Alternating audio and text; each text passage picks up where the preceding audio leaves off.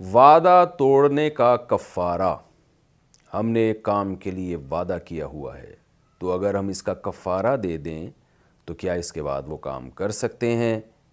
نیز یہ کفارہ وعدہ توڑنے کے بعد دیں یا وعدہ توڑیں پھر کفارہ دیں؟ بنت عبداللہ،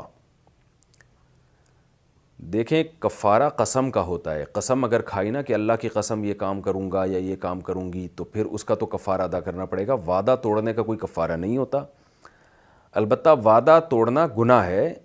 اگر سامنے والے کو کوئی تکلیف ہو رہی ہے اس سے۔ مثال کے طور پر آپ نے کسی سے وعدہ کیا کہ بھئی میں فلاں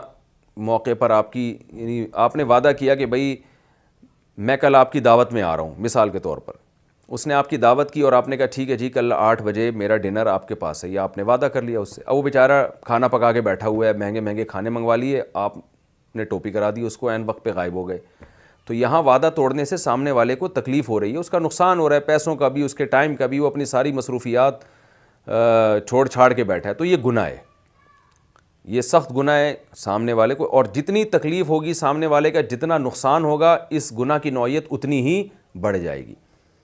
اور نبی صلی اللہ علیہ وسلم نے فرمایا منافق کی 3 علامتیں، اس میں ایک یہ بھی ہے اذا وعد اخلف، جب وہ وعدہ کرتا ہے تو اس کی خلاف ورزی کرتا ہے۔ لیکن اگر وعدہ آپ نے کیا،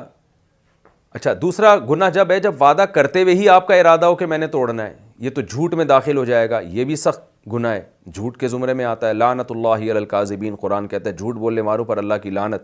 بعض دفعہ لوگ وعدہ کر رہے ہوتے ہیں کل میں آؤں گا، دل میں یہ ہوتا ہے کہ نہیں آؤں گا میں، تو یہ بھی جھوٹ ہے۔ بعض دفعہ یہ ہوتا ہے کہ آؤں گا لیکن عین وقت پہ آپ گول کر جاتے ہیں، سامنے والے کو تکلیف ہوتی ہے۔ ایک تیسری صورت اور بھی ہے، وہ یہ ہے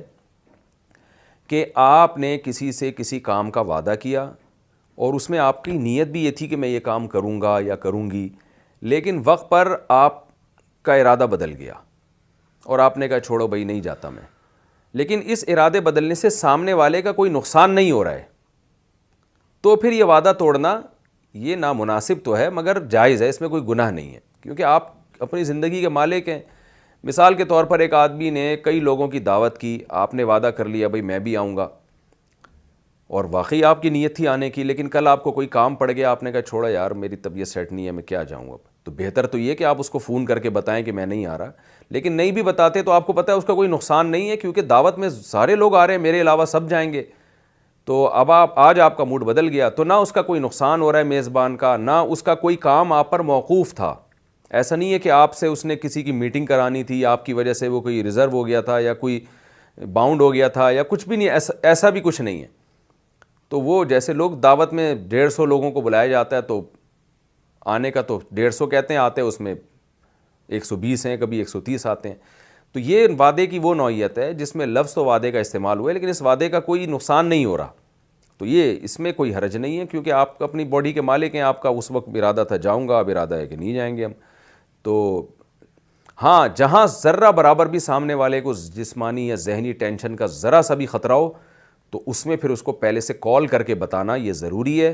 کہ بھائی مجھے فلاں کام پڑ گیا ہے جس کی وجہ سے میں آپ کے وعدہ پورا نہیں کر سکتا، تاکہ وہ آپ کی وجہ سے انگیج نہ رہے، مصروف نہ رہے، اس کو تکلیف نہ ہو۔ ہماری قوم کا بڑا المیہ یہ ہے کہ لوگ وعدہ کر لیتے ہیں، اگلا انتظار میں بیٹھا ہوا ہے، اگلے اپنی مصروفیات کو چھوڑ چھاڑ کے بیٹھا ہوا ہے، اور آپ اینڈ ٹائم پہ ٹوپی کرا کے نکل جاتے ہیں، وہ بیٹھا ہوا ہے وہاں پہ۔ یہ تو صبح و شام میرے ساتھ تو بہت ہو رہا ہے، کئی بار لوگوں نے مجھے دعوت میں بلایا بیان کے لیے، یہ بہت دفعہ ہو رہا ہے۔ چلو آج مجھے اس مسئلے کے حوالے سے یہ بات بھی اناؤنس کرنے کا موقع مل گیا، بہت دفعہ ایسا ہوتا ہے، میں ان سے کہتا ہوں بھائی دیکھو میرے پاس وقت نہیں ہے، آپ مجھے بتائیں۔ مثال کے طور پر ولیمے کی دعوت میں بلایا کسی نے کہ آپ وہاں بیان بھی کریں گے، اول تو میں ولیمے کی دعوتوں میں بیان نہیں کرتا، کیونکہ وہ کھانے پینے کی محفل ہوتی ہے، بیان لوگ سننے کے لیے ذہنی طور پر تیار نہیں ہوتے، وہ خوشی کا موقع ہوتا ہے، اس میں جہنم کی باتیں شروع کر دے اور انسان یہ باتیں شروع کر دے، ہر چیز کا ایک موقع ہوتا ہے۔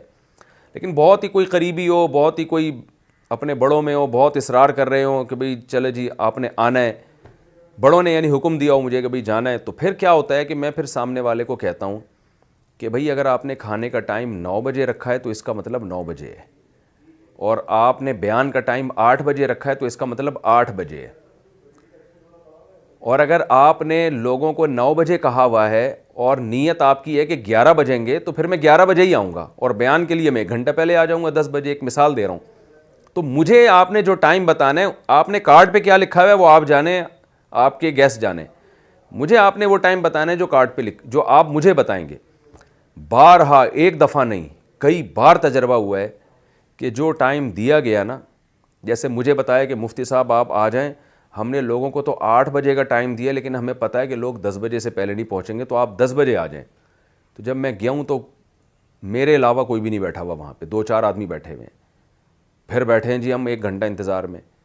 تو بھائی آپ یہ وہ وعدے کی خلاف ورزی ہے جس میں سامنے والے کو آپ اذیت دے رہے ہیں, تکلیف دے رہے ہیں. اب بیٹھے ہوئے ہاتھ پہ ہاتھ رکھ کے 1 گھنٹہ انتظار کریں یار, نہ کچھ بھی نہیں کر سکتے وہاں. تو ہماری قوم کا من حیث القوم المیہ ہے کہ زبان سے کہتے ہوئے نیت ہوتی ہے کہ ٹائم پہ پابندی نہیں کرنی, اور اگر کہتے ہوئے نیت نہیں تھی تو عین وقت پہ پھر بتاتے نہیں ہیں. میں یہاں ایک اور بات واقعہ سنا دوں تاکہ لوگوں کو تھوڑی موٹیویشن ملے, یہ مسئلے کی اہمیت دل میں آئے. میں نے ایک دفعہ کارپیٹ دھلنے کے لیے دینے تھے گھر کے, تو ڈرائی کلینر کے گھر میں گیا, میں نے اس سے کہا کہ کل صبح یہ کارپیٹ اٹھوا لیں. اس نے کہا میرے پاس ابھی مزدور نہیں ہے, کل صبح مزدور بلاؤں گا, وہ اٹھوا لیں گے. ٹھیک ہے جی, میں نے کہا ٹھیک ہے کل صبح بلوا لیں. رات کو میرا ارادہ بدل گیا ان صاحب سے دھلوانے کا. میں رات کو اس کے گھر گیا, میں نے دروازہ نوک کیا, میں نے کہا بھائی میرا ارادہ کل کارپیٹ دھلوانے کا تھا, وہ میں نے ارادہ چینج کر لیا ہے, تو آپ مزدوروں کو نہ بلائیں. وہ بندہ اتنا خوش ہوا, کہنے لگا مفتی صاحب آپ پہلے آدمی ہیں جنہوں نے یہ کارپیٹ دھلوانے کا ارادہ کینسل کیا تو پہلے سے آ کے مجھے خبر دے دی. کہا ورنہ زیادہ تر لوگ محلے میں ایسا کرتے ہیں کہ ان کا گھر کی چادریں یا کارپیٹ وغیرہ دھلوانے کا پروگرام ہوتا ہے, وہ پروگرام ان کا چینج ہو جاتا ہے مگر اطلاع نہیں دیتے. اس کا نقصان یہ ہوتا ہے کہ ہم اپنے مزدوروں کو بلا لیتے ہیں, وہ گھر پہنچتے ہیں, پھر ان کو گھر کے اندر سے آواز آتی ہے جی ہمارا ارادہ نہیں ہے. ان کا آنے جانے کا کرایہ, ان کا ٹائم اور اتنے کانٹیکٹ جو دوسرے لے سکتے تھے وہ سارے ہمارے ضائع ہو جاتے. تو بڑے خوش ہوئے ہو کہ آپ نے تو بڑا خاندانی کام کیا, حالانکہ کوئی ایسا خاندانی کام نہیں تھا, لیکن یہ کہ اندھوں میں کانا راجا. وہ یہ سمجھ رہے تھے کہ مفتی صاحب نے مجھے پہلے سے آ کے بتا دیا تو سبحان اللہ, یہ تو بہت ہی کوئی شاید نیک آدمی ہو. تو یہ ہمارے نیک ہونے کی دلیل نہیں ہے, یہ من حیث القوم ہم سب کے, مجھ سمیت ہم سب کے نالائق ہونے کی دلیل ہے کہ ہم جب کسی سے وعدہ کرتے ہیں تو اگر ہمارا ارادہ چینج ہو جائے تو پیشگی اس کو اطلاع نہیں دیتے ہم. اور بھی میرے پاس ایسے بہت سارے کیسز ہیں, خود مجھ سے بھی ایسی غلطیاں ہو چکی ہیں. تو یہ بہت بری رسم ہے, اس سے سامنے والے کو تکلیف ہوتی ہے. رسول اللہ صلی اللہ علیہ وسلم نے فرمایا